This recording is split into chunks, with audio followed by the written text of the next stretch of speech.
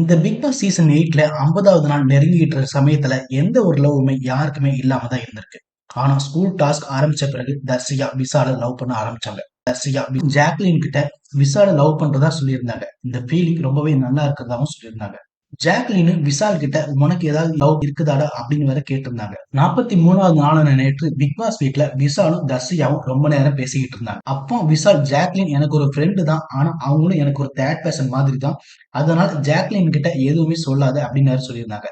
ஆனா தர்சிகாவோட லவ் உண்மையிலே சக்சஸ் ஆகுமா இல்லையாங்கிறது போக போக தான் இந்த பிக் பாஸ் வீட்ல இருக்கும்போது தெரியும். இப்படி ஒரு லவ் போய்கிட்டு இருக்க சமயத்துல வைல்ட் கார்டுல என்ட்ரி ஆன ராணவ் ஸ்கூல் டாஸ்க்ல பவித்ராவை லவ் பண்ணிக்கிட்டு இருந்தாங்க. ஸ்கூல் டாஸ்க் எல்லாம் முடிஞ்ச பிறகு பசங்க எல்லாம் சேர்ந்து ராணவ் கிட்ட பவித்ராவை உண்மையிலேயே லவ் பண்றியான்னு கேட்டாங்க. அதுக்கு ராணவ் நாங்க 2 பேருமே ஒரே ஃபீல்ட், அதனால எங்க 2 பேருக்குமே செட் ஆகுதுன்னு சொல்லியிருந்தாரு. ஆனா அதுக்கப்புறம் ராணவ் பவித்ரா பின்னாடி லவ் பண்ணிட்டு சுத்திட்டு தான் இருக்காரு. பவித்ராவுக்கு பொக்கையெல்லாம் கொடுத்து இம்ப்ரெஸ் பண்ண ட்ரை பண்ணிட்டு இருந்தாரு.